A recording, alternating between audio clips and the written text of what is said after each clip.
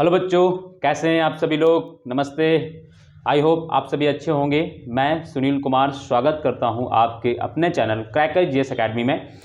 दोस्तों, अगर हम बात करें तो हम यहां पर इंडियन ज्योग्राफी की क्लासेस कर रहे हैं, जिसके अंतर्गत हमारा जो अभी टॉपिक चल रहा है वो है भारत की मिट्टियाँ, है ना। यानी हम लोग भारत की मृदाओं के बारे में पढ़ रहे हैं और बहुत डिटेल से ये 2 क्लासेस होने वाली हैं। और आपको पता है, जो भी मेरे साथ जुड़े हुए हैं, मैं क्लासेस को बहुत मेरा ये मैंने ये सोच के आया हूं कि हमें क्या करना है, बहुत डिटेल से चीज़ें करनी है। और दूसरी चीज़, क्वेश्चन मिल जाए उस अकॉर्डिंग भी पढ़ना है हमको, ठीक है। तो अगर हम बात करें, जैसे कि अगर हमारा टॉपिक जो चल रहा है वो हमारा टॉपिक है भारत की मिट्टियाँ, ठीक है। भारत की मिट्टियाँ हम लोग ये पढ़ रहे हैं। और ये जो क्लासेस हैं दोस्तों, मैं आपको बता दूं, ये जो क्लासेस हैं, या आप ऐसे लिखिए इसको, भारत की मिट्टियों को, ये जो क्लासेस हैं दोस्तों, भारत की मिट्टियाँ, ये जो क्लासेस हैं ये बहुत ही डिटेल से UPSC, UP PCS, pre cum mains, RO, ARO, जो भी आपके, इनको आप कवर करेंगे। और बहुत डिटेल से एक एक चीज़ को हम लोग लिखते हुए चल रहे हैं, ठीक है। तो आप भी मेरे साथ साथ क्या करेंगे, जो भी नए हैं आप मेरे साथ साथ बस पेन कॉपी लेकर बैठ जाएंगे और लिखना शुरू करेंगे, ठीक है। और ज़्यादा हम लोग बात नहीं करके सीधे टॉपिक पे आते हैं। जैसे कि हम लोग बात कर रहे थे लास्ट में, हमारी कल इस पर एक क्लास हुई थी भारत की मिट्टियों पर, ठीक है। तो भारत की मिट्टियाँ हम लोग दोस्तों पढ़ रहे हैं, ठीक है। जिसमें मैंने आपको बताया कि हम लोग इसमें पढ़ेंगे क्या क्या। सबसे पहले हमें यह पता होना चाहिए कि मिट्टियों से रिलेटेड अगर हम कोई टॉपिक पढ़ रहे हैं तो हमें इसमें पढ़ना क्या क्या है। तो हमें सबसे पहले मैंने बताया कि इसमें हम लोग क्या पढ़ना है। सबसे पहले हमें ये जानना है कि मिट्टी क्या होती है, मिट्टी क्या है, मिट्टी क्या है ना। मिट्टी जो शब्द बोलते हैं वो है, आखिर है क्या, ठीक है। दूसरा, फिर मैंने इसमें आपको बताया कल कि मिट्टी का निर्माण कैसे हुआ है, मिट्टी का निर्माण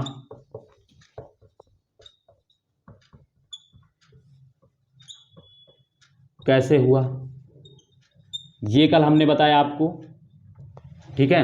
थर्ड, फिर इसमें हम लोग देखेंगे मिट्टी निर्माण, मिट्टी निर्माण को प्रभावित करने वाले कारक, निर्माण को प्रभावित करने वाले कारक, कौन कौन से कारक है जो मिट्टी निर्माण प्रभावित करने वाले कारक, ठीक है। ये हम लोग देखेंगे। डी फोर्थ, फिर इस डी में देखें मिट्टी के प्रकार, मिट्टी के प्रकार, ठीक है, मिट्टी के प्रकार। और इसी में अगर हम फिफ्थ बेल ले तो देख लेंगे भारत की मिट्टी की विशेषताएं भी देख लेंगे इसी में। कल मैंने नहीं लिखाया था शायद, ये भारत की मिट्टी की विशेषताएं, मिट्टी की विशेषताएं। तो जब हम इतनी चीजें पढ़ लेंगे इस टॉपिक में, इतनी चीजें जब मैंने आपको स्ट्रक्चर बना दिया कि हमें क्या क्या पढ़ना है इसके अंतर्गत। अब हम जब इसमें ये सारी चीजें पढ़ लेंगे तो ये समझिएगा ये टॉपिक कंप्लीट है। अदरवाइज अगर इसमें से कोई भी एक चीज छूटा तो समझिए टॉपिक इनकम्प्लीट है। और इसमें मैं आपको बता दूं, इस टॉपिक का रिलेवेंट है दोस्तों, यूपीएससी चाहे यूपी पीसीएस चाहे आरओ, प्री कम मेंस दोनों में ही इक्वल है। इससे दोस्तों मेंस में भी आपसे क्वेश्चन पूछा जा सकता है। जैसे कि मैं आपको बता दूं, यहां से क्वेश्चन आ सकता है मेंस में, मिट्टी निर्माण को प्रभावित करने वाले कारक कौन कौन से, 150 वर्डों में लिखने को दे सकता है। मिट्टी की, भारतीय मिट्टी की विशेषताएं क्या है, यह भी पूछा जा सकता है शॉर्ट नोट में यूपीपीसीएस में। तो आप इस चीज को ध्यान में रखते हुए इस टॉपिक को कंप्लीट करेंगे, कवर करेंगे। और मैं आपको एक एक चीज लिखाते हुए समझाते हुए चलूंगा, आपको बस आराम से बैठकर मेरे साथ लिखते चलना है, समझते चलना है, ठीक है। तो हम अगर बात करें, जैसे कि कल आपको पहली मैंने क्लास कराई है, तो मैंने आपको कल इसमें यह बताया मिट्टी क्या होता है। फिर मैंने ये भी बता दें मिट्टी किस शब्द से बनी है, कल आप क्लास देखेंगे तो मिल जाएगा आपको। मिट्टी का निर्माण कैसे हुआ, कल मैंने ये भी बताया। और कल हम लोग दोस्तों मिट्टी निर्माण को प्रभावित करने वाले जो कारक हैं उनको हम लोग पढ़ रहे थे। कल हमने पहला कारक इसमें बताया था, ठीक है। तो आज हम लोग वहीं से शुरू करेंगे, स्टार्ट करेंगे। तो अब जो भी नए बच्चे हैं वो जान गए, वो समझ गए कि हम लोग क्या पढ़ रहे हैं और कहां से कैसे पढ़ रहे हैं। तो आपको ये समझ में आ गया। तो अब जो भी आपकी पिछली क्लासेस रिकॉर्डेड छूट गई है वो आप लोग देख लें, रिकॉर्डेड पड़ी हुई है, प्लेलिस्ट भी मैंने बना दिया है। और आज मैं इसी वीडियो के डिस्क्रिप्शन में क्या होगा, उसी प्लेलिस्ट की लिंक भी दे दूंगा, आपको वहां से कर लेना, ठीक है वीडियो। और चलिए अब हम लोग शुरू करते हैं, ठीक है। तो आज हम लोग का जो टॉपिक शुरू होगा यहां से, मिट्टी निर्माण को प्रभावित करने वाले कारक। क्योंकि देखो मैंने कल बहुत इसको अच्छे से समझाया है, 40-45 मिनट 50 मिनट मैंने लिया इस चीज को समझाने में, तो आप लोग जरूर उसको देखें, ठीक है। तो अब चलिए, अब हम लोग देखेंगे। अब आपके हेडिंग कल तो जो पुराने हैं उनको तो पता ही है, उन्होंने हेडिंग डाल भी ली थी और हम लोगों ने एक कारण उसका देख भी लिया था। तो हेडिंग हमारी रहेगी मिट्टी निर्माण के कारक, ठीक है। हेडिंग जो हमारी रहेगी, हेडिंग है हमारी मिट्टी निर्माण के कारक, ठीक है। और कल मैंने इसमें क्या लिखा दिया था थोड़ा सा, और मैंने बताया इसमें क्या होता है। मिट्टी निर्माण के जो कारक है वो 5 हैं। कौन कौन से हैं? तो पहला कारक अगर हम देखेंगे तो सबसे पहला मैंने आपको लिखा है आधारी चट्टान। पहला कारक पहले आप लिख लीजिए, फिर मैं आपको एक एक डिस्क्राइब भी करूंगा, अभी लिखाऊंगा इसके बारे में। आधारी चट्टान तथा अथवा मूल जनक पदार्थ, जिसको बोलते हैं जनक पदार्थ, ठीक है। अगर इसकी मैं इंग्लिश बोलूं अगर आपको, बेड रॉक और पेरेंट मटेरियल, ठीक है, पेरेंट मटेरियल। तो ये है इसका पहला कारक है जो इसको प्रभावित करता है मिट्टी को। दूसरा दोस्तों है जलवायु यानी क्लाइमेट, जो मिट्टी को निर्माण को प्रभावित करता है, ठीक है। उसकी क्लाइमेट पर भी डिपेंड करती है कि वहाँ की मिट्टी कैसे होगी, ठीक है। थर्ड अगर हम बात करें तो थर्ड है दोस्तों जैविक पदार्थ, ठीक है। जो जैविक पदार्थ का मतलब क्या होता है, जो पेड़ पौधे के सड़े गले जो पत्ते होते हैं या झाड़, जो उनकी तना होती है या जो जड़ होती है, जो पूरा पेड़ ही गिर जाता है, वो क्या करता है, उसके जो सड़े गले जो ह्यूमस जिसको हम लोग बोलते हैं, वो किस तरीके से जैविक पदार्थ है ना, यानी ऑर्गेनिज्म, ये कैसे हमारा जो है इसको इफेक्ट करता है। चौथा अगर हम देखेंगे अभी, चौथा फिर हम इसमें बात करते हैं तो चौथा जो है स्थलाकृतियाँ, यानी जो टोपोग्राफी हैं, स्थलाकृतियाँ, ठीक है, जो टोपोग्राफी हैं, जैसे पर्वतीय मैदान है या हिमालय है, ये कैसे हमारी जो मिट्टी है उसको प्रभावित करती है। टोपोग्राफी यानी स्थलाकृति मतलब टोपोग्राफी,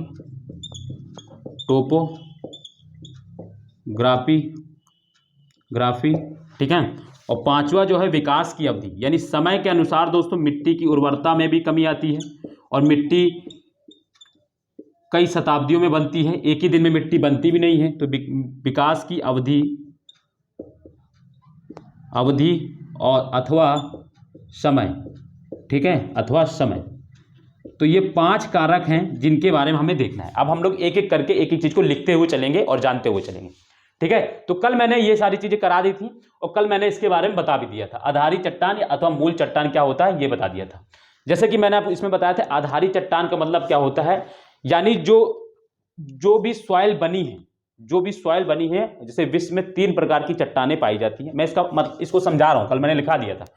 मैंने बताया था कि विश्व में 3 प्रकार की चट्टानें पाई जाती हैं, अग्नेय, अवसादी एंड दोस्तों रूपांतरित। अगर हम इंग्लिश की बात करें, इग्नियस और दोस्तों सेडिमेंट्री एंड दोस्तों मेटामॉर्फिक। तो इन 3 प्रकार की चट्टानें पाई जाती, इन्हीं 3 प्रकार की चट्टानों से ही मिट्टी का निर्माण हुआ है। यानी जो चट्टानें हैं मिट्टी निर्माण का मूल पदार्थ है, यानी वो आवश्यक पदार्थ है। अगर चट्टान नहीं होगी तो मिट्टी का निर्माण भी नहीं होगा, इसका मतलब ये है। और कल मैंने इसको बहुत डिटेल से, ये मैंने आपको एक क्रैक दे दिया है, एक समझा दिया है, और कल मैंने इसको पढ़ाया भी था और कल लिखाया भी था, ठीक है। आज हम लोग दोस्तों क्लाइमेट को लिखेंगे और आप अपनी कॉपी में दोस्तों क्लाइमेट को डालेंगे और लिखना शुरू करेंगे मेरे साथ साथ, ठीक है। तो क्लाइमेट दूसरा नंबर, पहला डाल लिया था, अब मैंने 5 पहले लिखा दिए थे, फिर मैंने पहला ये लिखाया था, अब दूसरा ये लिखेंगे, जलवायु और क्लाइमेट, और इसमें लिखेंगे मेरे साथ साथ। पहले लिखेंगे फिर मैं इसको समझाऊंगा भी, एक एक चीज समझाऊंगा। पहले आप जाने, इसको लिख लें ताकि आपके पास एक कंटेंट भी रहे रिवीजन करने के लिए और आपके पास समझ भी रहेगी, ठीक है। तो पहले लिख लीजिए, फिर मैं इसको समझाता हूं। तो लिखिए दोस्तों क्लाइमेट, लिखिए मेरे साथ साथ। जलवायु मृदा निर्माण को लिखिए। जलवायु मृदा निर्माण का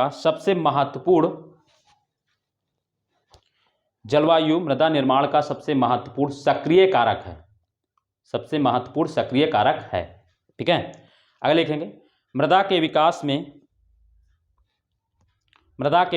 में संलग्न, जो टफ शब्द होंगे मैं लिख दूं, मृदा के विकास में संलग्न विभिन्न विभिन्न जलवायु का तत्व, जलवायु ऐसे लिखिएगा, विभिन्न जलवायु, ऐसे लिख लीजिए जलवायु, विभिन्न जलवायु तत्व, विभिन्न जलवायु तत्व ऐसे लिखिए, रहने दीजिए वैसे लिखिए, नहीं तो आप भी कंफ्यूज करेंगे। जलवायु तत्व है डैश है और ऐसे करके आगे लिखिएगा, लिखिएगा तापमान, तापमान, वर्षा, तापमान कॉमा वर्षा, वर्षा कॉमा वाष्पीकरण, वाष्पीकरण एवोपरेशन जिसको बोलते हैं, वाष्पीकरण की बारंबारता, वाष्पीकरण की बारंबारता, बारंबारता ऐसे लिखेंगे, बारंबारता, बारंबारता, ठीक है, बारंबारता, बारंबारता की अवधि तथा आर्द्रता, अवधि तथा आर्द्रता, तथा आर्द्रता डैश लगाएंगे, मतलब वो करेंगे फुल स्टॉप, ठीक है, तथा बारंबारता, ठीक है। तो ये समझ गए, मैंने लिखा है कि जो जलवायु है, ये जलवायु जो है जो मृदा निर्माण का एक आवश्यक सक्रिय कारक है, और जो जलवायु के जो तत्व हैं कौन कौन से हैं जो इसमें मिट्टी को प्रभावित करते हैं, तो जिसमें तापमान मैंने बताया, वर्षा बताया, वर्षा की बारंबारता अब ये मैं समझाऊंगा क्या है, और आर्द्रता है, और दोस्तों आपकी जो है वाष्पीकरण है ना। तो ये सारी चीजें हैं। तो अब आप लोग पैराग्राफ चेंज करेंगे और लिखेंगे तापमान में, पैराग्राफ चेंज करके लिखेंगे तापमान में 10 डिग्री सेंटीग्रेड की, 10 डिग्री सेंटीग्रेड की तापमान की, तापमान में 10 डिग्री सेंटीग्रेड की वृद्धि होने से,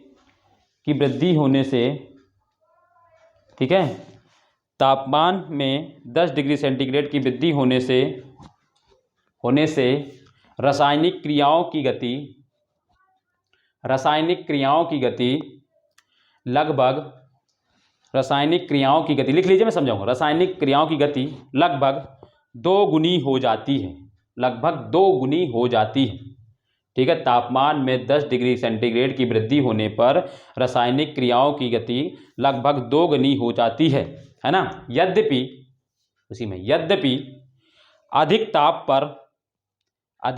पर कार्बनिक पदार्थों के, अधिक ताप पर कार्बनिक पदार्थों के विच्छेदन की गति, विच्छेदन की दर, कार्बनिक पदार्थों के विच्छेदन की दर बढ़ जाती है, बढ़ जाती है तथा, बढ़ जाती है तथा ताप में, तथा ताप में प्रत्येक 10 डिग्री की कमी होने पर, तथा ताप में प्रत्येक 10 डिग्री सेंटीग्रेड की कमी होने से मृदा में कार्बनिक पदार्थों की मात्रा लगभग 2 गुनी हो जाती। मैंने क्या लिखाया, मैं आपको एक 2 गुनी हो जाती, कार्बनिक पदार्थों की मात्रा लगभग 2 गुनी हो जाती है।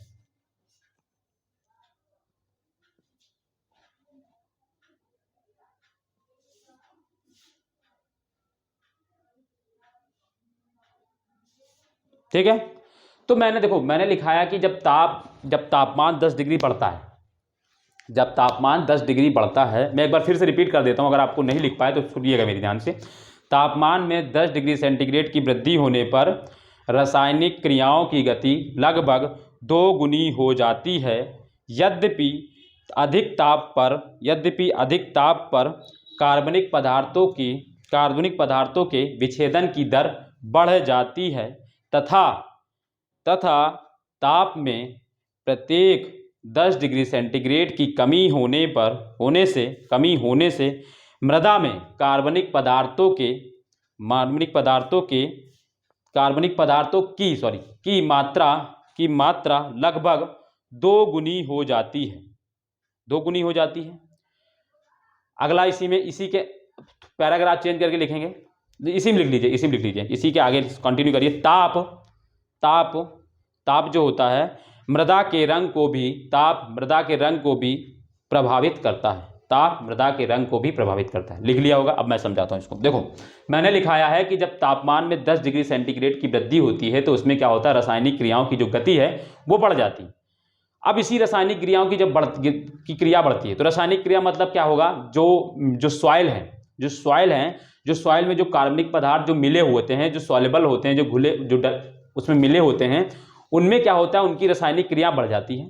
अब जैसे हम बात करें तो सॉइल में रासायनिक कार्बनिक पदार्थ कौन कौन से, जैसे पेड़ पौधे के जो झड़े हुए पत्ते हैं, जो जड़ें हैं उनकी, जो सड़ के जो मिट्टी में मिल जाती हैं, मर्ज कर जाती हैं। अब क्या होता है, जब तापमान उनमें पड़ता है, जब उनमें तापमान पड़ता है तो वो उनका क्या होता है, जैसे अब मैं आपको एक ऐसे एकदम साधारण सा एग्जांपल देता हूं। आप कभी भी आपके पास कभी कोई पेड़ आपके घर के पास होगा, ठीक है, आप कभी जाइएगा कि गर्मियों में जैसे आप देखेंगे तो वो जो पत्ता गिरता है, तो वो पत्ता दोस्तों टूट के गिरने के बाद क्या होता है, वो जो जमीन में पड़ता है तो बहुत जल्दी वो सूख जाता है। सूखने के बाद क्या होता है, वो सूख जाता है, बहुत जल्दी सूख रहा है, यानी उसकी क्या हो रहा है, रासायनिक क्रियाओं की जो गति है वो तेज है। क्यों? क्योंकि तापमान उसमें पड़ रहा है तो उसको जो क्या है, उसकी रासायनिक क्रियाएं बहुत तेज हो गई। बट वही जब आप बरसात का मौसम हो या ठंड का मौसम है, जब पत्ती टूट कर गिर जाती है और जब वो टूट के गिरने के बाद वो उसको आप देखेंगे तो वो क्या होगी, वो जल्दी सूखेगी नहीं, वो सड़ेगी, जल्दी सड़ेगी। क्यों? क्योंकि उसकी रासायनिक क्रिया कम हो रही है। रासायनिक क्रिया कम होने का मतलब क्या है, उसके अंदर की जो चीजें हैं वो सूखने के बजाय क्या हो रही है, वो धीरे धीरे अपने आप डिसइंटीग्रेट हो रही है, धीरे धीरे, मतलब उनकी जो रासायनिक क्रिया है जो धीरे धीरे घट रही है। तो उसके वजह से क्या होगा, वो सूखने की बजाय क्या होता है, सड़ने लगती। तो जब कार्बनिक पदार्थ दोस्तों जब सड़ता है ना, जब कार्बनिक पदार्थ दोस्तों क्या होता है, जब सड़ता है ना, तो हमारी मिट्टी के लिए बहुत ही इंपॉर्टेंट हो जाता है। क्योंकि जो ह्यूमस पदार्थ होते हैं वो हमारी मिट्टी की उर्वरता को बढ़ाते हैं, वो हमारी मिट्टी की उर्वरता को जो है वो बढ़ाते हैं। हमारी मिट्टी में या किसी भी अर्थ की कहीं पे भी जहाँ पे कार्बनिक पदार्थ अच्छे हैं और होते हैं, अगर कार्बनिक पदार्थ की मात्रा है तो वो उर्वर भी और भी चीज़ें होती हैं, बट कार्बनिक पदार्थ भी बहुत इंपॉर्टेंट होता है। तो इस वजह से क्या है, देखो अब जैसे क्या है, अब इसको समझेंगे, मैंने समझाया एग्जांपल से, तो अब इसको समझेंगे। जैसे रासायनिक क्रिया जब बढ़ी, तो जब यानी जब टेम्परेचर बढ़ा और रासायनिक क्रिया भी बढ़ गई, तो उससे क्या होगा, हमारे जो मिट्टी है उस मिट्टी में जहाँ पे टेम्परेचर ज़्यादा होगा वहाँ क्या होगा, ह्यूमस की कमी होगी। क्यों? क्योंकि जो कार्बनिक पदार्थ हैं उनका जो विच्छेदन जल्दी होगा, विच्छेदन जल्दी होगा तो क्या होगा, उसका वो यानी डिसइंटीग्रेट जल्दी हो रहे हैं, यानी वो क्या हो रहे हैं, वो सही तरीके से अर्थ में थोड़े समय के लिए रहेंगे फिर गायब हो जाएंगे, क्योंकि उनका डिसइंटीग्रेट विच्छेदन यानी वो जल्दी घट रहे हैं। बट वही अगर टेम्परेचर जहाँ पे टेम्परेचर कम है और वहाँ पर अर्थ में अगर कोई मिट्टी में और जहाँ पे टेम्परेचर, वहाँ पे क्या होगा, कार्बनिक पदार्थ का डिसइंटीग्रेशन बहुत धीरे होगा, तो वो क्या होगा, मिट्टी जो होगी लॉन्ग टाइम तक उर्वरक बनी रहेगी। ये है इसका इफेक्ट। अब समझ में आ गया होगा। और ये तापमान जो है रंग को कैसे प्रभावित करता है तो इसको समझेंगे। देखो मैं आपको एक एग्जांपल देता हूं, हालांकि मैंने लिखाया नहीं ना, मैं लिखाऊंगा भी नहीं, बस आप समझ लें। जैसे कि शीत कटिबंध जो होता है और शीतोष्ण कटिबंध के जो क्षेत्र होते हैं, है ना, समशीतोष्ण कटिबंध का जो क्षेत्र होता है और शीतोष्ण कटिबंध, यानी आप बात करें तो 23.5 डिग्री के उधर का जो क्षेत्र है, 23.5 डिग्री जो हमारी नॉर्थ या साउथ है अर्थ पे, उसके उधर वाला जो क्षेत्र होता है वहां पे क्या होता है, टेम्परेचर कम होता है। इक्वेटर की अपेक्षा टेम्परेचर वहां कम होता है, आप लोग ये भी जानते हैं। और वहां पर अगर आप मिट्टी को देखेंगे तो वहां के मिट्टी का कलर जो होता है वो लाल होता है। उसका रीजन यही है कि वहां पर टेम्परेचर की मात्रा कम होती है, इस वजह से वहां पर क्या होता है, मिट्टी की जो कलर जो होता है हल्का लाल सा रहता है। ठीक है, तो मिट्टी की कलर को भी दोस्तों क्या है, तापमान जो है वो डिफाइन करता है कि मिट्टी का कलर कैसा होगा। अब आपको समझ में आ गया होगा। दोनों चीज एग्जांपल मैंने दे दी, एक तो शीतोष्ण और समशीतोष्ण कटिबंध के जो क्षेत्र हैं वहां पर अगर आप देखेंगे तो वहां की जो मिट्टी हल्की लाल कलर की होती है, उसका रीजन यही है कि वहां पे तापमान की मात्रा कम होती है, वहां टेम्परेचर कम रहता है। और यहीं पर अगर हम देखेंगे भारत में या जो इक्वेटरल वाले जो क्षेत्र हैं वहां पर आप मिट्टी का जो प्रभाव देखेंगे वो अलग अलग कलर का आपको दिखेगा, कहीं लाल है, कहीं लेटराइट है, कहीं कुछ है ना, कहीं पीली है, कहीं ऐसी है। आप अभी मिट्टी में हम लोग पढ़ेंगे भी उसको। ठीक है, तो पहला आप लोग लिख लिया और पहला समझ भी लिया, डन है, एकदम क्लियर है। चलिए अब दूसरा लिखिए, मतलब तीसरा। दो लिख चुके हैं, अब हम लोग तीसरा शुरू करेंगे। तो जो हो चुके मैं उनको मिटाल दे रहा हूं, जो हो चुके मैं उनको मिटाल दे रहा हूं, ये हो चुके। अब आप लोग डालेंगे, ठीक है, अब आप डालेंगे जैविक पदार्थ।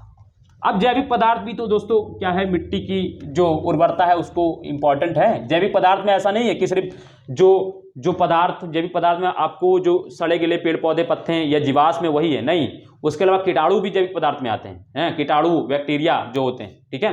तो आप लिखेंगे इसमें जैविक पदार्थ हेडिंग डालेंगे, और लिविंग ऑर्गेनिज्म इंग्लिश है, और इसमें लिखेंगे, ठीक है, हेडिंग डाल ली, और तीसरा लिखना शुरू करेंगे। लिखेंगे जैविक पदार्थों में वनस्पति कौमा कीटाणु, जैविक पदार्थों में वनस्पति कौमा कीटाणु तथा जीव सम्मिलित किए जाते हैं, जीव मतलब जीव, है ना। जैविक पदार्थों में वनस्पति कीटाणु तथा जीव सम्मिलित किए जाते हैं, यानी जैविक पदार्थ का अगर हम नाम ले रहे हैं तो हमको ये तीनों चीजों को सम्मिलित करके बताना है। अब आप ऐसे पॉइंट करिएगा और ब्लैक पेन से ऐसे पॉइंट करिएगा, ऐसे उसी के नीचे, और उसमें लिखिएगा वनस्पति, और इसके बारे में हम ऐसे डैश करके लिखना शुरू करेंगे ब्लैक पेन से, और लिखेंगे उसके सामने, लिखेंगे वनस्पति के अंतर्गत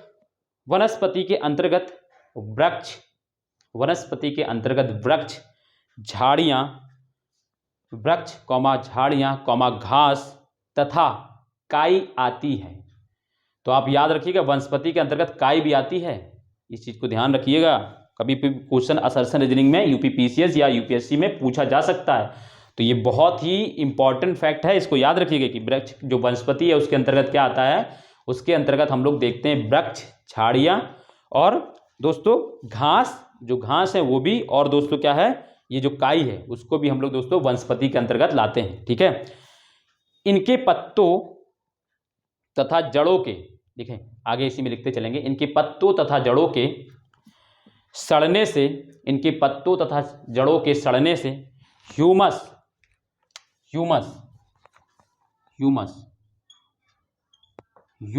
इसको इंग्लिश में भी ऐसा ही लिखा जाता है, ह्यूमस, MS है ना, ह्यूमस। इनके पत्तों तथा जड़ों के सड़ने से ह्यूमस का निर्माण होता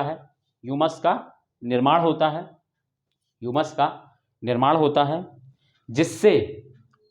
जिससे मिट्टी की उर्वरता, मैंने अभी पहले बता चुका, मैं अब इसमें तो ज़्यादा, मिट्टी की उर्वरता शक्ति बढ़ती है। मैंने बताया ना, जिस मिट्टी में ह्यूमस की मात्रा ज़्यादा होगी, यानी जो पेड़ पौधे जो कार्बनिक पदार्थ हैं ये ज़्यादा होगा, उसकी उर्वरता भी होती है, ठीक है।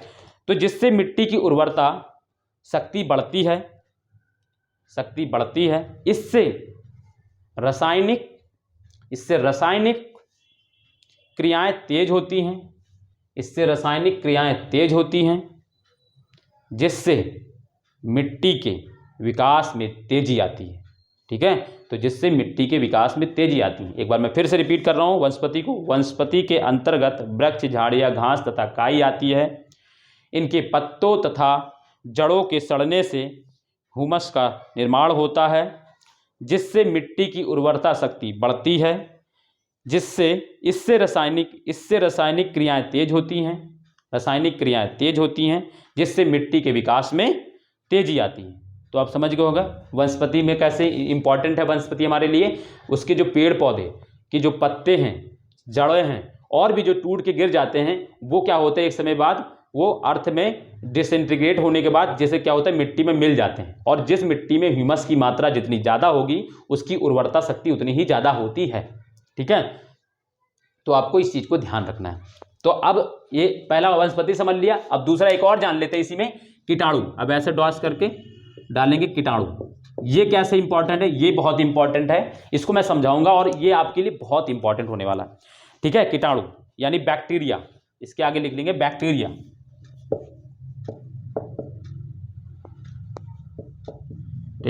बैक्टीरिया, ठीक है। बैक्टीरिया लिखेंगे इसमें, इसी में डैश करके आगे लिखेंगे ह्यूमस, कीटाणु ह्यूमस पर जीवित रहते हैं। जो मिट्टी के जो और भी जो कीटाणु होते हैं जो हमारे भारत में बहुत सारी बीमारियां फैलाते हैं, वो ह्यूमस पर ही जिंदा रहते हैं, ठीक है। तो कीटाणु जो होते हैं ह्यूमस पर जीवित रहते हैं, कीटाणु बैक्टीरिया जो होते हैं ह्यूमस पर जीवित रहते हैं।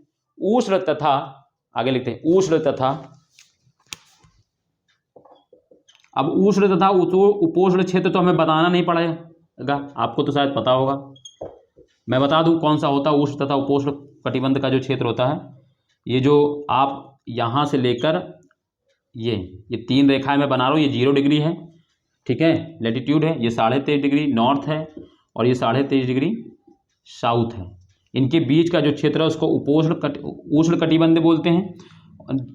ये जो क्षेत्र होता है 0 से 5 डिग्री नॉर्थ और 0 से 5 डिग्री साउथ, इसको उष्ण कटिबंध बोलते हैं, और इसके ऊपर से लेकर ये उपोष्ण कटिबंध का क्षेत्र होता है, ठीक है। तो ये क्षेत्र होते हैं, ये मैं आपको जब फिजिकल ज्योग्राफी पढ़ाऊंगा तो और इसको डिटेल से बताऊंगा, अभी समझ गए होंगे आप लोग। तो 0 से लेकर 5 डिग्री नॉर्थ और 5 डिग्री साउथ के बीच का 5 से 7 डिग्री होता है, उसको उष्ण कटिबंध क्षेत्र बोलते हैं। और फिर इसको ऊपर 7 से लेकर 23.5 डिग्री नॉर्थ तक के बीच को उपोष्ण कटिबंध, वो साउथ और नॉर्थ दोनों में, ठीक है। तो ये होता है। तो मैंने इसमें क्या लिखा है, इसमें लिखा है मैंने उष्ण तथा उपोष्ण कटिबंधीय क्षेत्र जलवायु में, उष्ण तथा उपोष्ण कटिबंधीय जलवायु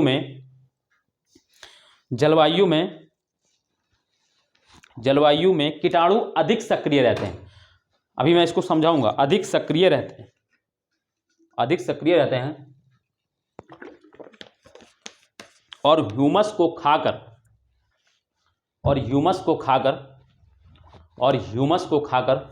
समाप्त कर देते हैं,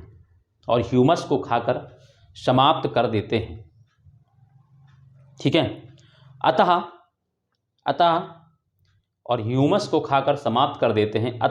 इन प्रदेशों की मिट्टियों में ह्यूमस की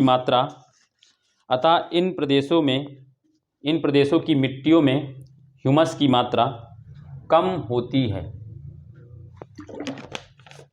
अब समझोगे मेरी, अब लिख ली होगी आपने, मैं फिर से रिपीट कर रहा हूं इसको, अभी आगे भी और लिखना है पर इसको पहले समझेंगे। देखो मैंने बोला है, सुनो, कीटाणु ह्यूमस पर जीवित रहते हैं। उष्ण तथा उपोष्ण कटिबंधीय जलवायु में कीटाणु अधिक सक्रिय रहते हैं और ह्यूमस को खाकर समाप्त कर देते हैं। अतः इन प्रदेशों की मिट्टियों में ह्यूमस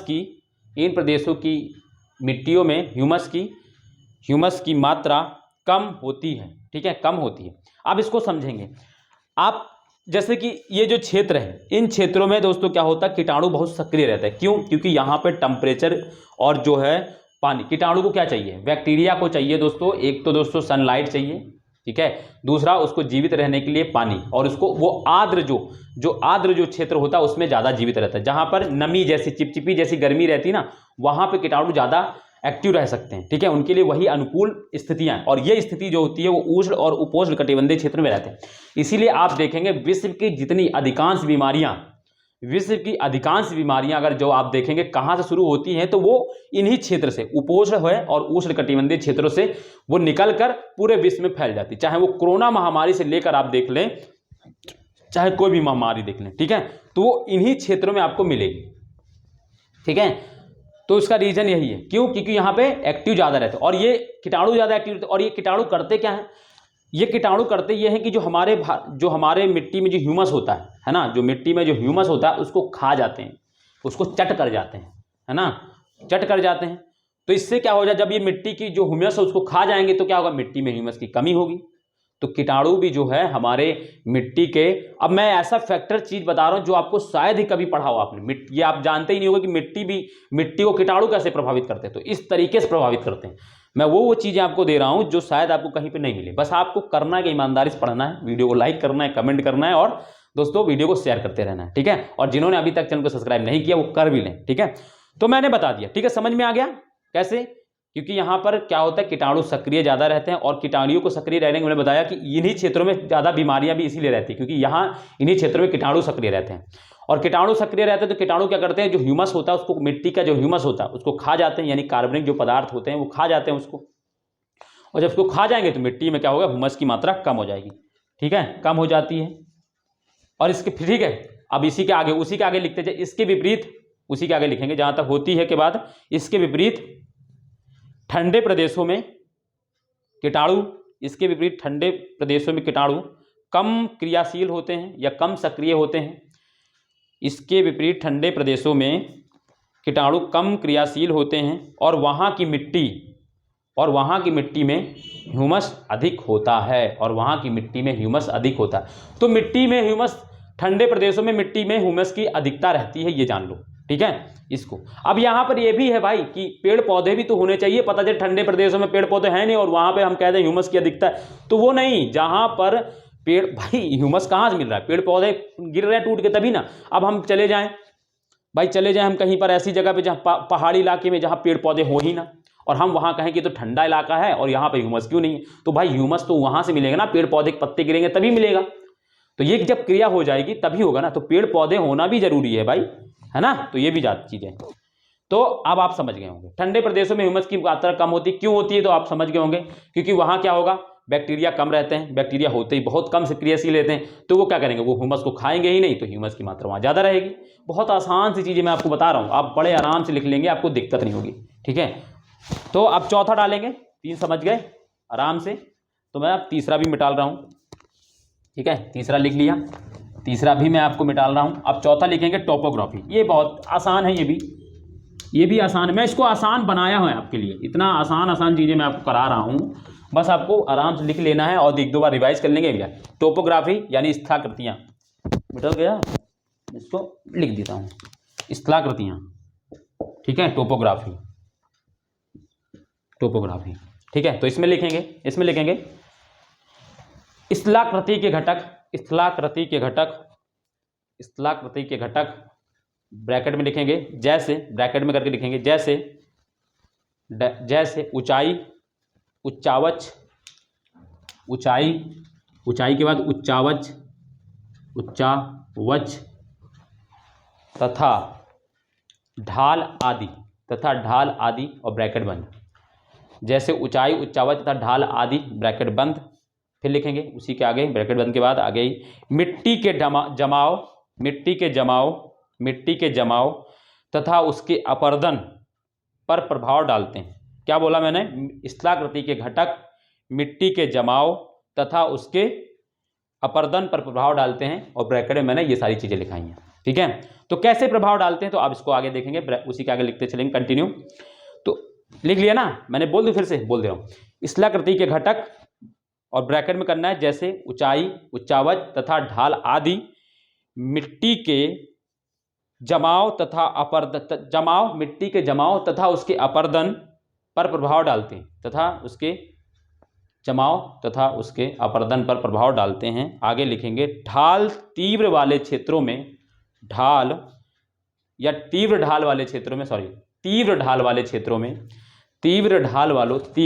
मतलब, अभी मैं इसको समझाऊंगा, लिख लीजिए पहले। तीव्र ढाल वाले क्षेत्रों में नदी, हिमनद मतलब ग्लेशियर, हिमनद तथा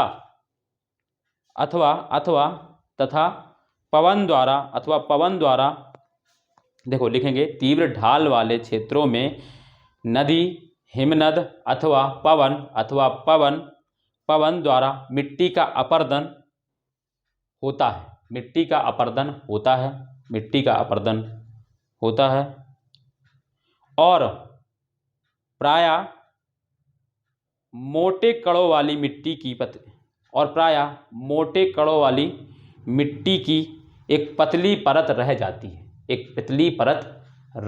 है, और प्रायः मोटे कणों वाली मिट्टी की एक पतली परत रह जाती है। इसे अवशिष्ट मृदा कहते हैं, इसे अवशिष्ट मृदा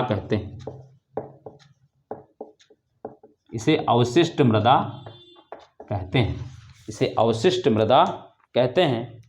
और फिर इसी के आगे लिखेंगे मंद ढाल वाले क्षेत्रों में, मंद ढाल वाले क्षेत्रों में मिट्टी का जमाव होता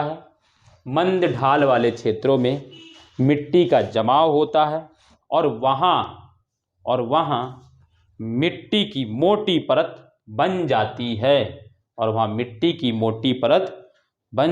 है, तो यहाँ पर देखो स्थलाकृतियाँ क्या समझा रही हैं, मैं स्थलाकृतियाँ बस बन जाती, लिख लिया होगा। देखो मैं एक चीज़, मैं आपको इसका थोड़ा कंक्लूजन बता देता हूँ। बस यहाँ पर जो स्थलाकृतियाँ हैं वो कर क्या रही हैं। स्थलाकृति सिर्फ दो ही चीज का इसमें मिट्टी में रोल अदा कर रही है, या तो वो मिट्टी के जो परत है उसको पतला करने में योगदान कर रहे हैं या मोटा करने में। अब पतला कहाँ होंगी, तो जैसे मैं आपको एग्जांपल देता हूं, समझेंगे आपको, मैं आपको जो लिखा है उसको समझा दे रहा हूं। जैसे ये पहाड़ है, समझेंगे, ठीक है। और फिर मैंने आपको कल एग्जाम्पल दिया था, यहाँ पे उत्तर भारत का मैदान है इसके, है ना, हिमालय है और हमारे हिमालय के बाद में यहाँ उत्तर भारत का मैदान। बट उत्तर भारत का मैदान जो आज है वो ऐसा नहीं था पहले। जहाँ उत्तर भारत का मैदान है, पहले वहाँ पर एक चौड़ी सी एक खाई टाइप की और झील टाइप की चीज़ थी, यानी वो इस तरीके का बना था, ठीक है।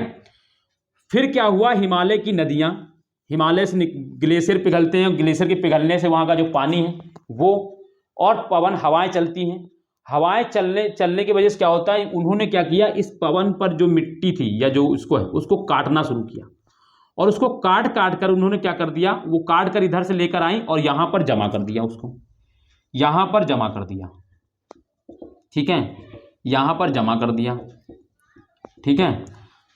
यहां पर जब उन्होंने कटाई की तो क्या हो जाएगा, इस मिट्टी की परत, अब देखो यहां पर परत पहले मोटी थी, बट जब जल के पानी, नदी, हिमनद और पवनों ने दोस्तों क्या किया, मिट्टी को काटा, और जब मिट्टी को काटेंगे या अवसाद जो है, मान लो अवसादी जो चट्टान है उसको काटा, तो उसका क्या होगा, परत उसकी दोस्तों वो मोटी, बड़े कड़ों वाली और पतली परत हो गई, बड़े कड़ों वाली पतली परत हो गई। क्यों, क्योंकि इसमें जो जितना मिट्टी था वो बहाकर ये क्या ले गए, यहां नीचे ले आए और उसको कहां, यहां जमा कर दिया। और यहां देखेंगे, यहां पे ये चट्टान है और इसके ऊपर देखेंगे ये पूरा जो क्षेत्र है, ब्लैक से जो मैं ऐसे घेर रहा हूं, ये पूरा क्षेत्र इतनी मोटी परत है और इसकी पतली पतली परत है। तो ये क्या कर रहा है, यहां पे जहां पे तीव्र ढाल होगा वहां पर मिट्टी की परत जो होगी वो हमेशा पतली होगी, इस चीज को याद रखना है। क्यों, क्योंकि वहां पर क्या होगा, अगर नदियां नहीं काटेंगी तो हवाएं जाके टकराएंगी, तो हवाएं भी क्या होती है दोस्तों, जो अपर्दन का काम करती है, ये याद रखना इस चीज को, हवाएं भी जो है वेदरिंग यानी अपर्दन का कार्य करती हैं, इस चीज को हमेशा याद रखिएगा। भी जब मैं आपको फिजिकल ज्योग्राफी पढ़ाऊंगा तो बहुत सारी चीजें ऐसी बताऊंगा जो अभी इंडियन ज्योग्राफी बता रहा हूं, वो यहां पर पतली परत करेंगी, और यही जो मिट्टी, अब जो काट के जो मिट्टी है वो क्या होगा, नीचे जाएगा, और इसकी जो होगी परत, जो नीचे जो मंद ढाल है उसकी परत हमेशा क्या होगी, मोटी होगी। जैसे हम एग्जाम्पल के तौर पर आपको देखेंगे, उत्तर भारत का मैदान है, आप हिमालय में खुदाई करेंगे तो आपको शायद 2 फीट के बाद आपको शायद चट्टान मिल जाए, जो भी चट्टान हो, कोई दिक्कत नहीं मिट्टी के बाद।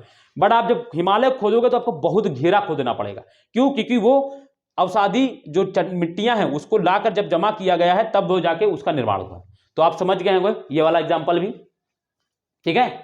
एग्जाम्पल को समझना है, इसको लिखना नहीं है, बट लिखना जो चीजें हैं वो मैं लिखा रहा हूं, ठीक है। तो 4 हो गए, 5वां लिखेंगे, 5वां अगला नेक्स्ट जो है विकास की अवधि, हेडिंग डालेंगे विकास की अवधि तथा समय, अथवा समय तथा नहीं, मेरे मुंह से तथा ज्यादा निकल रहा है ना। अवशिष्ट मृदा, हाँ इसको समझ लें, ये जो अवशिष्ट मृदा है वही जो जब उसका अपर्दन हो गया और जो बचा अवशिष्ट, जैसे मैंने आपको, जब मैं हिमालय आपको पढ़ा रहा था तब मैंने हिमालय पढ़ाया था, हिमालय में क्या पढ़ाया था, अरावली पर्वत, और अरावली पर्वत में मैंने आपको लिखाया था ये अवशिष्ट पर्वत का उदाहरण है। प्राचीन वलित पर्वतों में ये क्या है, सबसे प्राचीन है, और क्या है, और ये वलित पर्वत, और सॉरी अवशिष्ट पर्वत का होता है। क्यों, क्योंकि अब इसका कुछ ही भाग बचा है, पहले ये हिमालय से भी ज्यादा बड़ा हुआ करता था, मैंने बताया था, और धीरे धीरे हवाओं ने, नदियों ने अपर्दन किया, वर्षा की वजह से भी इसका अपर्दन हुआ, और अपर्दन की वजह से क्या हुआ, धीरे धीरे ये क्या हुआ, इसका ये घट के छोटा बहुत कम छोटी छोटी पहाड़ियों में बचा, तो इसी वजह से उसको अवशिष्ट पर्वत बोलते हैं। और जो ये मिट्टियां हैं इनमें जो बहा के ले गए, जो बचा तो वो अवशिष्ट मृदा हो गई, समझ गए।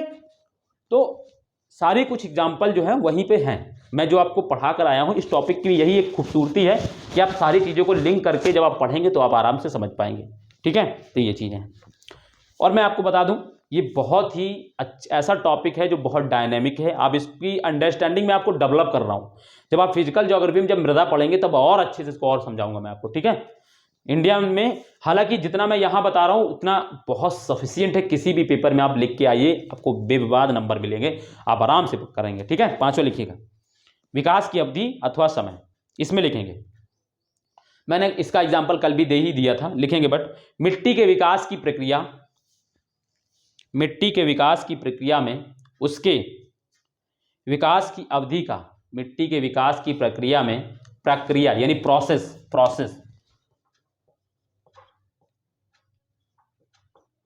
है ना, या प्रक्रिया, ठीक है, प्रोसेस, ठीक है। मिट्टी के विकास की प्रक्रिया में उसके विकास की अवधि का बहुत बड़ा महत्व है। बहुत बड़ा महत्व है। मिट्टी के विकास की प्रक्रिया में उसके विकास की अवधि का बहुत बड़ा महत्व है। ठीक है, लिख लिया होगा, आगे लिखते चलेंगे। मिट्टी के निर्माण का कार्य बहुत धीमा होता है। कल मैंने बताया मिट्टी क्या है, एक प्राकृतिक संसाधन है। कभी भी आप अगर लिखना शुरू करें तो मिट्टी के बारे में सीधा एक पहला पॉइंट लिखें, मिट्टी एक प्राकृतिक संसाधन है।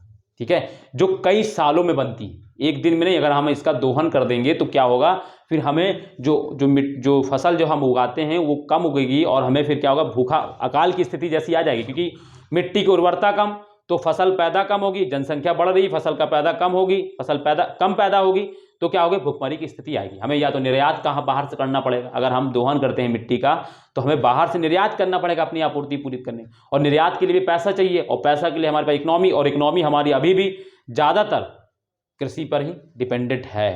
ये चीज़ तो आप जानते ही है। तो कृषि अगर चौपट हुआ है यानी कृषि किस पे निर्भर है, मिट्टी पर। ये सब सर्किल है। अगर मिट्टी डिस्टर्ब हुई तो हमारी उत्पादकता डिस्टर्ब होगी, और हमारी उत्पादकता डिस्टर्ब होगी तो हम अकाल भूखमरी का शिकार होंगे।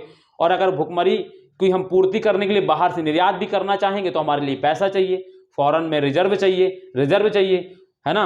तो वो हम कहाँ से लाएंगे रिजर्व, हमारे पास तभी होगा जब हमारी इकोनॉमी स्ट्रांग होगी। और हमारे पास इकोनॉमी कैसी आती, हमारा इकोनॉमी का एक बड़ा क्षेत्र जहाँ से हमको बहुत बड़ा जो है क्षेत्र है जो हमारी इकोनॉमी को ग्रो करने में भूमिका निभाता है।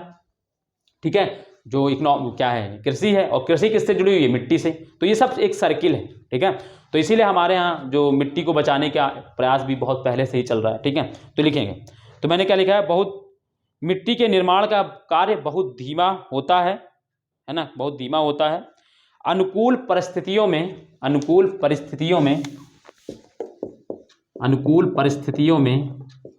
अनुकूल मतलब अगर मिट्टी के अनुकूल कोई परिस्थिति है तो अनुकूल परिस्थितियों में 1 से 2 सेंटीमीटर, कल मैंने बताया था इसको, मोटी मिट्टी की परत बनने में अनुकूल परिस्थितियों में 1 से 2 सेंटीमीटर मोटी मिट्टी की परत बनने में लगभग 2 शताब्दियां यानी 200 साल से ज़्यादा लग जाता है। 2 शताब्दियां लग जाती हैं, यानी 200 साल से ज़्यादा एक अनुकूल परिस्थिति में मिट्टी की मोटी परत बनने में क्या होता है, एक पतली परत बनने में, है ना, मोटी परत बनने में लगभग 200 साल लग जाते हैं। ठीक है, तो समय बीतने के साथ साथ, भाई देखो आज मैं समय लिखे, पहले इसको लिखें, समय बीतने के साथ मिट्टी के गुणों में भी परिवर्तन आता है। ये भी तो जानते हैं आप लोग ना, समय बीतने के साथ मिट्टी के गुणों में भी परिवर्तन होता रहता है। समय बीतने के साथ मिट्टी के गुणों में भी परिवर्तन होता रहता है। ठीक है, समझ गए इस चीज को। देखो मैंने बताया कि मिट्टी को अगर एक मोटी परत बनने में 1 से 2 सेंटीमीटर मोटी परत बनने में 1 से 2 सेंटीमीटर 200 साल से ज़्यादा लग जाते हैं, यानी 2 शताब्दी मतलब 200 साल से ज़्यादा लग जाते हैं। ठीक है, और ये तो है ही, चलो ठीक है।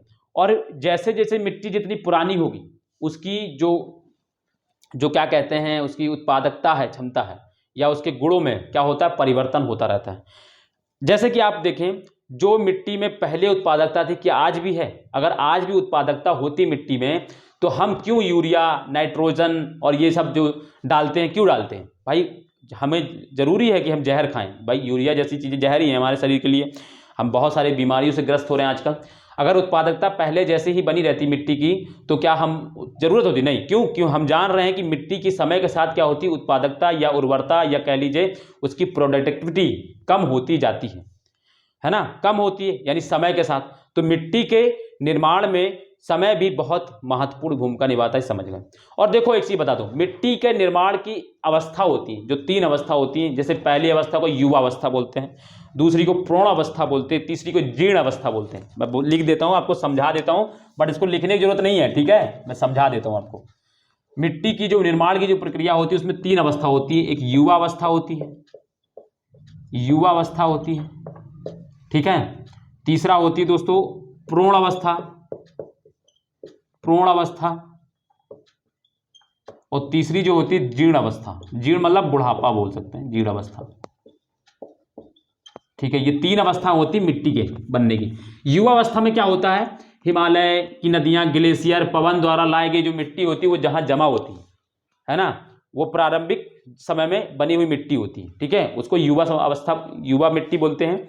और इसमें क्या होता है, इसकी उत्पादकता बहुत ज़्यादा होती है। और उत्पादकता ज़्यादा होती है क्यों, जैसे कि मैं आपको बता दूं, जैसे मैं मान लो आज जो 18 से लेकर 50 साल तक के लोगों को युवा माना जाता है। ठीक है, 60 तक को मान लो, मगर हम कहते हैं क्रियाशील व्यक्ति अगर अच्छे से देखा जाए तो 50 साल तक वो बहुत फुर्तीली से काम कर सकता है। तो जैसे हम लोग 22-23 साल की उम्र के, 24 साल के जो लोग होते हैं, हमारे अंदर क्या होता है, कार्य करने और कोई भी मेहनत का काम हम लोग कर सकते हैं क्योंकि हम लोग युवा हैं। इसी तरीके से क्या होता है, मिट्टी जब शुरुआत में बनती है तब वो युवा अवस्था में होती है और उसमें क्या होता है, प्रोडक्टिविटी भी बहुत होती है। जैसे आजकल हमारे पास, जैसे हम लोग क्यों बोलते हैं कि हम लोग जो भारत एक जो है युवा देश है, क्यों, क्योंकि हम लोग के पास प्रोडक्टिविटी ज़्यादा है, हमारे पास कार्य बल ज़्यादा है। ठीक है, हमारे पास कार्य बल ज़्यादा है। ठीक है, तो कार्य बल ज़्यादा है। इसी तरीके से अगर हम देखें तो जो मिट्टी है वो युवा अवस्था में होती है तो उसकी प्रोडक्टिविटी ज़्यादा होती है, यानी उसकी उत्पादकता क्षमता ज़्यादा होती है। ठीक है, इसीलिए उसको युवा अवस्था बोलते हैं। बट एक लंबे समय के बाद, ठीक है, एक लंबे समय के बाद मतलब जैसे अगर हम बात करें तो 15-20 हज़ार साल के बाद, है ना, क्या होता है, मिट्टी पूर्ण अवस्था को प्राप्त करती है। पूर्ण अवस्था, और मैंने ज़्यादा ही बता दिया, लगभग 1.5 से 2 हज़ार साल कह लीजिए, मिट्टी क्या होती है पूर्ण अवस्था में। इसमें क्या होता है, मिट्टी में क्या होता है, जलवायु परिवर्तन का इफेक्ट पड़ने लगता है। ठीक है, जलवायु परिवर्तन का इफेक्ट कम होता है, इसकी उत्पादकता बहुत धीरे धीरे कम नहीं होती, एकदम नहीं कम होती, कम होने लगती है। ठीक है, जैसे कि हम लोग देखते हैं जब हम लोग 40 की पार करते हैं तो हमारा जो लोग होते हैं काम करने में इतना ज़्यादा उनकी फुर्ती नहीं रहती, बट फिर भी वो काम करने लायक रहते हैं ना, बट उतनी फुर्ती नहीं रहती जितने 22, 23 या 30 साल का युवा जो कर सकता है। ठीक है, बट इसके बाद अगर हम देखें यही फिर जीर्ण अवस्था, ये जीर्ण अवस्था कब होती है मिट्टी की, तो मैं आपको बता दूं 6 लाख से लेकर 10 लाख, 6 लाख साल के बाद, 6 लाख से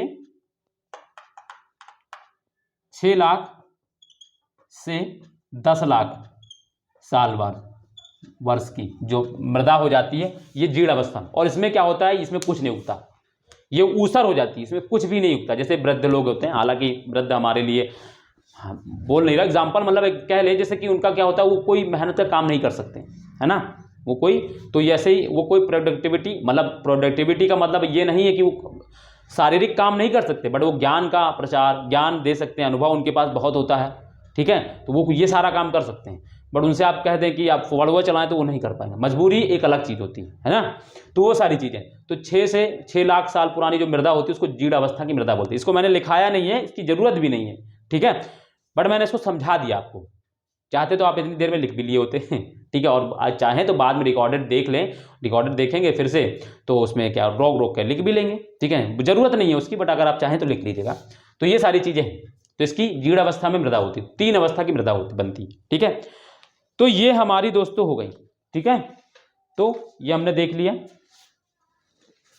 ठीक, तो ये बात हो गई दोस्तों, हम लोग देख लिया कि मिट्टी को जो के निर्माण को जो प्रभावित करने वाले कारक हैं उनको हम लोगों ने देख लिया। इन्हीं 5 कारकों में आप बहुत इलुबरेट कर सकते हैं। मैंने आपको आर्द्रता के बारे में नहीं पढ़ाया, मैंने आपको वर्षा के बारे में नहीं पढ़ाया। ठीक है, जरूरत नहीं। देखो जैसे वर्षा है, जैसे वर्षा को मैं आपको समझा दूं, रेनफॉल है, रेनफॉल कैसे हमारी मृदा को की जो क्या कहते हैं निर्माण की प्रक्रिया को प्रभावित करती है। तो देखो जो वर्षा होती है हमारे जो अर्थ पर जब बारिश होती है तो क्या होता है, जहाँ पर जंगल नहीं होते, खुला मैदान जहाँ पर होता है वहाँ पे क्या होता है, जो मृदा होती है वो निछालन का काम करती है। निछालन मतलब लीचिंग, निछालन देखेंगे समझेंगे मेरे साथ साथ। निछालन मैं इसको समझा देता हूँ, मैंने वहाँ पे समझाया नहीं है तो मगर मैं यहाँ पे लिखा दूँ, निछालन यानी लीचिंग, इसको लीचिंग बोलते हैं। इसमें होता क्या है तो ये जान लें। वर्षा जब मूसलाधार जब बारिश होती है तो क्या होते हैं, हमारे जो अर्थ के जो मिट्टी है, मिट्टी में क्या होते हैं, मिनरल्स होते हैं, है ना। मैंने बताया उसमें खनिजों का मिश्रण है। मिट्टी मैंने क्या बताया था कि खनिजों का मिश्रण है, कल की क्लास में देखेंगे मिल जाएगा। तो जब ये बारिश मूसलाधार होती है तो मिट्टी की जो ऊपरी परत होती है उसमें कि ये क्या करती है, निछालन का काम। मतलब क्या होती है, जो सोलेबल जो पानी में जो सोलेबल जो मिनरल्स होते हैं वो क्या करते हैं, बारिश की पानी से उसमें घुल जाते हैं, और घुल कर क्या होते हैं, वो वहाँ से बहकर क्या होते हैं, सागर में मिल जाते हैं। सागर में मिल जाते हैं, इसी वजह से सागर की जो खारिता है वो बढ़ती भी है। ठीक है। बारिश के पानी से क्या होता है, बारिश मूसलाधार बारिश होती है, उस मूसलाधार बारिश में क्या होता है, अर्थ में हम जानते हैं, अर्थ में मिट्टी जो होती है, मिट्टी में क्या होते हैं, मिट्टी जो होती है वो खनिजों का मिश्रण है, और उसमें जो सॉल्युबल खनिज होते हैं वो पानी में घुल जाते हैं, और वो घुल कर क्या होता है, बह के समुद्र में चले जाते हैं। तो अब क्या हो रहा है, मिट्टी में जो सॉल्युबल पदार्थ हैं उनकी कमी हो रही है, यानी जो उसमें पोषक पदार्थ हैं, पानी की वजह से क्या हो रहा है, वर्षा की वजह से क्या हो रहा है, उसकी कमी हो रही है। तो इस वजह से भी क्या होता है, मिट्टी के निर्माण को ये प्रभावित करता है। अब समझ में आ गया, वर्षा कैसे का, निछालन बोलते हैं उसी को, जब ये पानी जब ये लीचिंग करता है इसी को निछालन बोलते हैं। वर्षा मूसलाधार बारिश होती है, ऊपर का जो ऊपरी परत होती है, जो मिट्टी होती है, उसमें क्या होता है, उसमें सॉल्युबल पदार्थ होते हैं कुछ, और वो पानी में घुलकर वो पानी के साथ बहकर समुद्र में गिर जाते हैं या नदी में गिर जाते हैं। तो इससे क्या होता है, मिट्टी की जो उत्पादकता है वो कमजोर हो जाती है। ठीक है, समझ गए होंगे। इसी तरीके से आर्द्रता, जहां पर आर्द्रता ज्यादा होगी, मिट्टी में नमी ज्यादा होगी, उसकी उत्पादकता ज्यादा होगी, और जहां पर आर्द्रता कम होगी उसकी उत्पादकता कम होगी। आर्द्रता ज्यादा होगी तो हमें क्या होगा, सिंचाई कम करने की आवश्यकता पड़ती है। आर्द्रता कम होगी तो हमें सिंचाई कम करनी पड़ेगी, मगर आर्द्रता जहां पे ज्यादा जहां पे आर्द्रता ज्यादा होगी जहां पे आर्द्रता ज्यादा होगी यानी मिट्टी में नमी ज्यादा होगी, वहां सिंचाई कम करनी पड़ेगी, और जहां पर आर्द्रता कम होगी तो वहां मिट्टी में सिंचाई ज्यादा करनी पड़ेगी। तो ये भी मिट्टी को प्रभावित कर रहा है ना। तो ये सारी चीजें हैं, इसको आप आराम से, अब इतना मैंने आपको सोचने के लिए मैंने इतना माइंड आपका डेवलप कर दिया कि आप आराम से इसको सोच के लिख सकते हैं, कुछ भी बना सकते हैं। मैंने इस तरीके से आपको करा दिया है, ठीक है। तो ये आपको मैंने थिंकिंग डेवलप कर दिया। इसमें बहुत सारे मैं आपको एग्जांपल दे सकता हूँ, बहुत कुछ पढ़ा सकता हूँ। मैं चाहूँ तो इसको 1-2 दिन और घसीट के ले जाऊँ, पढ़ा सकता हूँ, अभी 2 घंटे और आपको दे दूँ, बट उतना ज़्यादा ज़रूरत नहीं है। अब जितना ज़रूरत था मैंने आपको दे दिया, ठीक है। और इसके अकॉर्डिंग आप अपनी समझ बनाएंगे, और अपने समझ के अकॉर्डिंग एग्जाम्पल आप आराम से बना लेंगे उसमें, ठीक है। तो समझ गए, तो ये आज हो गया हमारा, ठीक है। तो आज हम लोग हो गया ना कंप्लीट, तो आज हम लोग यहीं तक रखेंगे, ठीक है। आज हम लोग यहीं तक रखेंगे, बाकी इसके आगे का हम लोग कल करेंगे। और दोस्तों, अगर वीडियो अच्छी लगी है, वीडियो समझ में आई है, सेशन अच्छा लगा है, मज़ा आया है पढ़ने में, तो वीडियो को लाइक करें, कमेंट करें, और आप लोग कमेंट करके जरूर बताया करें वीडियो कैसे लगे। पूछते हैं सवाल, वो तो ठीक है, कोई भी सवाल है पूछिए, बट वो भी तो बताइए कि हाँ मज़ा आया नहीं आया, ये सारी चीज़ें भी आप बताते रहिए करें, ठीक है। तो मुझे थोड़ा, और दोस्तों शेयर भी करते रहें अपने दोस्तों को, जो भी जानने वाले हैं आपके, ठीक है। आप ही लोग हैं जो भी करेंगे यहाँ पर, ठीक है। तो क्योंकि मेरा काम, मैं पढ़ाऊँगा, अच्छा कंटेंट दूंगा, बस आपका काम जो है आप थोड़ा हेल्प करें, मतलब वीडियो को शेयर करें, और लोगों को पहुँचेगा तभी तो मज़ा आएगा पढ़ाने में ना, ज़्यादा लोग जुड़ेंगे। तो ये सारी चीज़ें हैं, ठीक है दोस्तों। तो चलिए फिर आज हम लोग यहीं तक रखते हैं, बाकी कल मिलेंगे। और मैं आपको एक चीज़ बता दे रहा हूँ, जिस तरीके से मैं ये चीज़ें यहाँ करा रहा हूँ, आपको पूरा यूट्यूब चैनल मार्केट में अच्छा है। लोग आएंगे, पीपीटी लेकर आएंगे, जो पीपीटी में लिखा होगा वही पढ़ाएंगे और लेके चल देंगे। आपको फर्क नहीं पड़ता उनको कि क्या है क्या नहीं समझ में आए बच्चा, क्योंकि उनका यूट्यूब चैनल चल रहा है ना, इसी वजह से उन्हें तो मतलब है हमारा सिलेबस कंप्लीट हो रहा है, बच्चे को समझ में आए ना, क्या मतलब है, रिजल्ट आए या ना आए बच्चे का, उससे क्या मतलब, तो चिल्लाएंगे ही, ठीक है। बट आपका काम है आराम से ईमानदारी से पढ़ें और बहुत अच्छे से चीज़ों को समझते हुए चलें। मैं आपको ज्योग्राफी में तो मैं आपको ये कह सकता हूँ कि आपको करने के बाद कहीं से नहीं करना पड़ेगा, मेरे से करने के बाद आपको कहीं नहीं करना पड़ेगा, ये दावा है मेरा, ठीक है। तो चलिए फिर हम लोग इसी के साथ विदा लेते हैं, और आज हम लोग यहीं तक रखते हैं, बाकी कल मिलेंगे। तब तक के लिए अपने ध्यान रखिए, और जुड़ने के लिए थैंक यू दोस्तों, बाय, नमस्ते, जय हिंद।